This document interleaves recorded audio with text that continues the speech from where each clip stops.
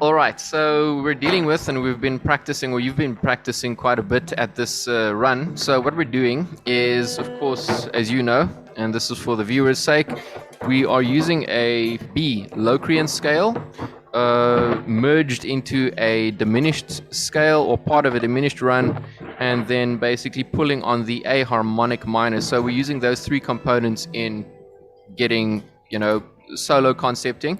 And so, you're going to play them over chords, backing chords. And so the idea is that we use the B Locrian in the key of C major into the diminished, into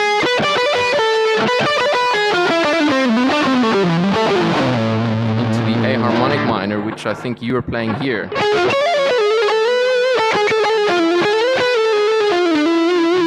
Okay. So I'm gonna just let you go for it. So you've been working on this, and this is solo concepting with JK, the shred guy. Right, let me turn this up. Might be a little bit sloppy. It's good.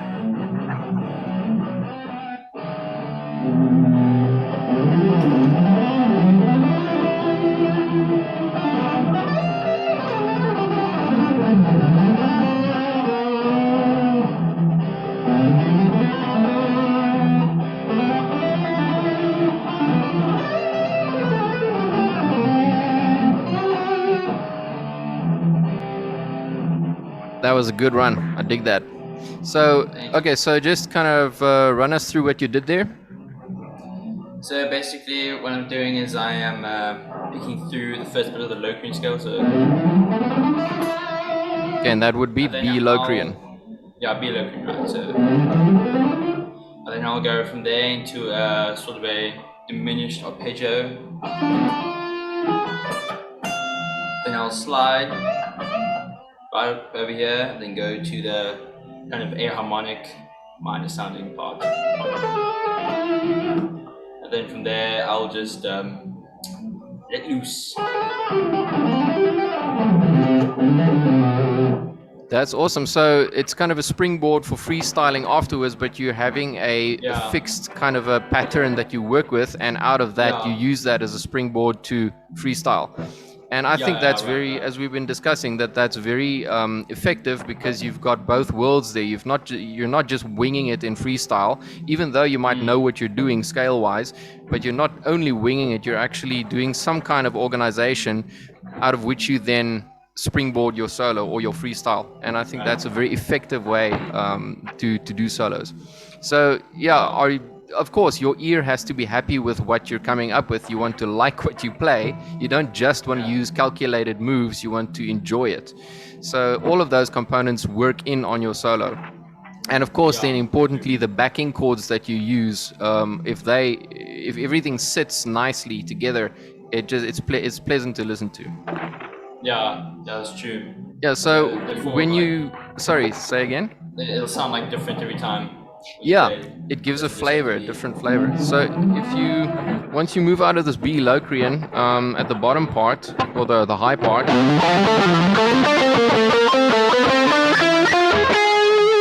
so I would enter into that, what is this note? A flat. A flat. Okay, so you go into an A flat, and then and that's your diminished, typical diminished sound. And from there you can either go into the harmonic minor or do further diminished. It all depends on what you recognize as shapes and what you've assimilated into your repertoire. So yeah, that's why we obviously encourage people to play scales, to learn scales, but also to freestyle, because there's a school of teaching that says don't play scales, and then there's another school of teaching which I very much like that says play scales. But the idea is that one learns to use scales as templates and not just stay in rigid boxes, but be creative over these things. So the more scales you know, the better, because you can connect them. Yeah. And so how have you experienced that kind of those two worlds? What has stood out more for you? Is playing just scales or playing just freestyle? What's worked for you? What's worked for me is definitely it helps a lot starting out with getting to know your fretboard and just like playing a lot and getting to know all the different shapes and how they sound if you connect them. And then like more later on, I've recently been like focusing on like freestyle, and you kind of like know, like it's almost like pointers. Like you always like know exactly where all the different keys are. Yes. Like soloing. So always know, oh, from the key you can just go back here. Absolutely, yeah, and I agree with that, because that's the way that we kind of steer the lessons as well. And you've grown a lot in your assimilating styles and techniques, and it just shows that it pays off.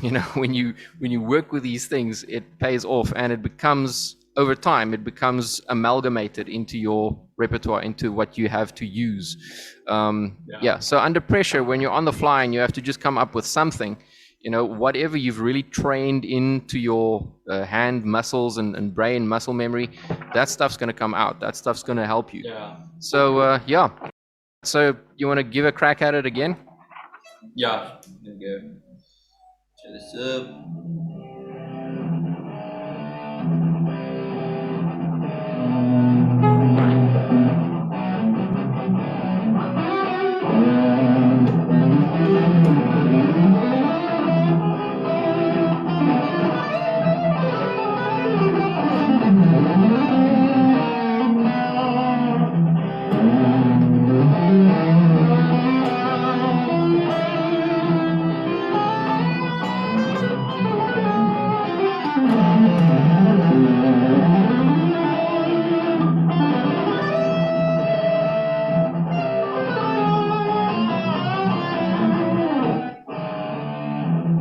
Again, a little bit sloppy, but still, that's good. You can still That's see it good. working. It's all part of the process. It's and we typically, as guitar players, are more critical of our playing than others. You get here and there, you get a person that's going to really nitpick at your playing and say like, "What are you doing?"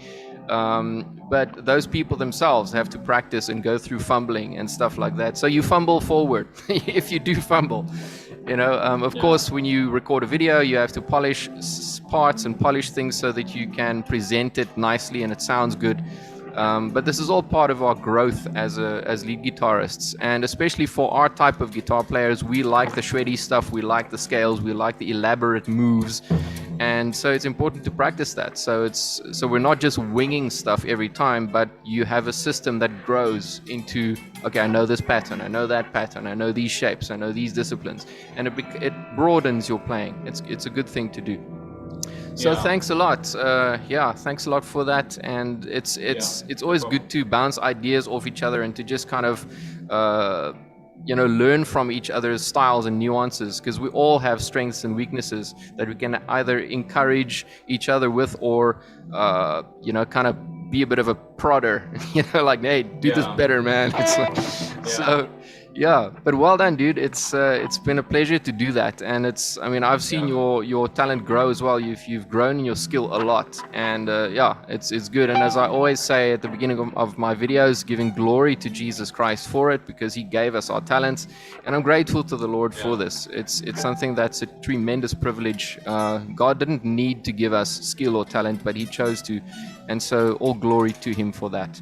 So that is the wrap with the solos and with the solo concepting. So I would also encourage people to just go for it. Just wing it.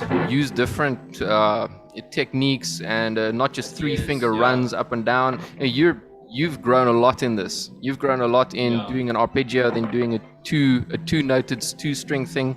And then, yeah, what you usually do with those arpeggios, just kind of wing it there. Yeah, sound like.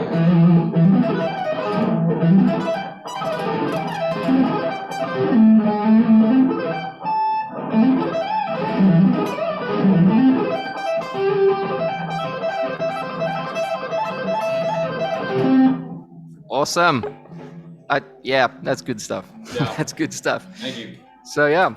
So that's it for today, folks, and we'll see you next time.